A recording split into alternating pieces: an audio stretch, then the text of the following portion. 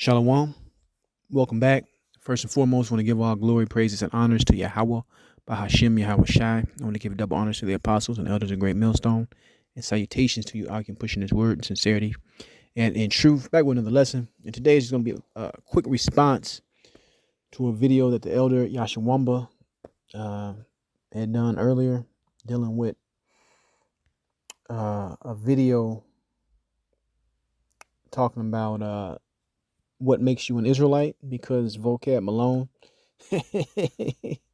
and made some statements, right, on a podcast or a show with Sonetta, that the black unconscious leader, Sonetta, right?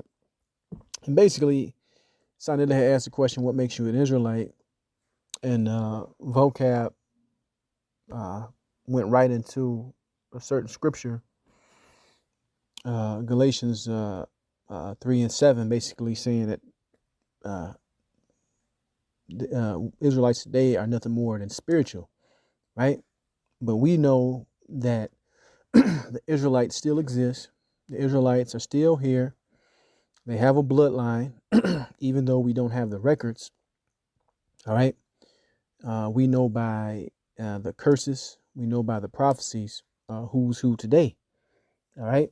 But basically, he made the statement that all nations, right, non-Israelite nations, are basically got dibs for salvation, which is completely and utterly untrue.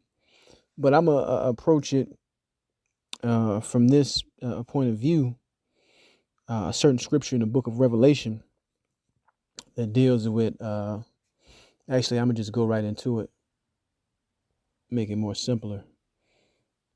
This is a scripture. This is a book of Revelation, chapter 2, verse 25. It says, but that which ye have already, hold fast till I come. This is Yahweh Shai speaking. And he that overcometh, right, and keepeth my works unto the end, to him will I give power over the nations, right? Now, we in the know that this is written to the Israelites, okay? The ones that keep the faith, keep the works, right? And stay steadfast unto the end, to the coming of Yahweh Shai, whom the world ignorantly calls Jesus Christ, knows that these individuals, which are Israelites, right, 144,000, okay, will receive that honor of having what? Power over the nations. Now, just imagine if it was the way Vocab Malone is trying to say it's going to be, where you had a Moabite, right? You had an Edomite, Hamite, and then you had an Israelite, all together, right? Ruling together, almost like a UN, talking about they got power over the nations. It wouldn't even, what's the word I'm looking for? It doesn't even pass the smell test, right? Just on a basic carnal level, because you will have these other nations ruling over their own peoples. So who's going to be the slaves in the kingdom, right? Who's going to be the underlings in the kingdom? Okay.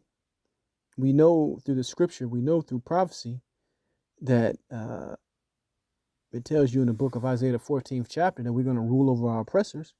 And the number one oppressor, because all nations that have had, as scriptures say, have had a hand in the captivity of the nation of Israel.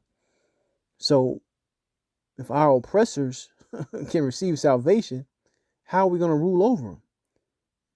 Things just don't add up when you start asking those critical questions. Let me read this again. Revelation chapter 2, verse 26. And he that overcometh and keepeth my works unto the end, to him will I give power over the nations, and he shall rule them with a rod of iron, as the vessels of a potter, right, shall they be broken to shivers, even as I received of my Father. And what is Yahweh Shai going to receive of his Father? He's going to receive the nations as an inheritance, right? And since the elect of Israel, all right, we're going to be a part of the inheritance. We're going to rule, get glory, right? do the things that Yahweh Shai is going to do. So these nations are going to be up under us also, right? That's why uh, a certain question was asked in the book of Acts, right? So let's grab that. This is the book of Acts, chapter 1, verse 6. It says, when they therefore were come together, they asked of him, saying, Lord, right, wilt thou at this time restore again the kingdom, rulership, okay, salvation to Israel? That's what the kingdom of heaven is all about, man. The Lord restoring his people to that proper position to rule over the nations. So if every nation is is involved in that salvation, or is involved in being a part of that kingdom, there's going to be nobody to rule over, right? Just utter nonsense, man. Complete utter nonsense. He says, and he said unto them, it is not for you to know the times of or the seasons which the Father have put in his own power, right? So that makes it pretty plain that the kingdom, right, is going to Israel, and Israel is going to be set up to rule over the nations. Now, that scripture I grabbed in the book of Revelation is basically a precept of something that was said in the book of Psalms. Let's go to Psalms chapter 2, right? This is Psalms 2:1. Why do the heathen rage and the people imagine a vain thing? The kings of the earth set themselves and the rulers take counsel together against the Lord and against his anointed, saying, let us break their bands asunder, cast away their cords from us. He that sitteth in the heavens shall laugh. The Lord shall have them in derision. You see this? Then shall he speak unto them in his wrath and vex them in his sore displeasure. That's why Yahweh Shai is known as what? The King of Kings, Lord of Lords. He's going to conquer all these heathen nations, right? So if he's going to conquer all these heathen nations, why is he saving these heathens to be a part of his kingdom?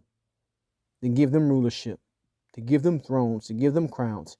It doesn't make any sense, man, logically. All right. Where was I at? Let me jump down. This is Psalms 2:7. I declare thee the decree. The Lord hath said unto me, thou art my son. This day have I begotten thee. Ask of me, and I shall give thee the heathen for thine inheritance. You see that? In the uttermost parts of the earth for thy possession. Thou shalt break them with a rod of iron, right? Thou shalt dash them in pieces like a potter's vessel. We just read this in the book of Revelations, the 2nd chapter. And it said to the man, to the Israelite that keepeth his words and his covenant to the end, he's going to get this same reward. So we know the heathen are going into slavery. We know the heathen don't have a part in salvation. Okay? So that statement about spiritual Israelites, he got it misconstrued and he got it all wrong, man. Right? We know that, I believe it was in Galatians 3rd chapter, he quoted, we know that that's talking about you had the Israelites that are going to be saved by what? By faith, man. All right, through the Spirit. That was a promise unto them, and not through the law, right? To get technical. But that's the point. Just want to touch on that. I want to give all glory, praises, and honors to Yahweh, Ba'ashem Yahweh Shai. Shalom the next time.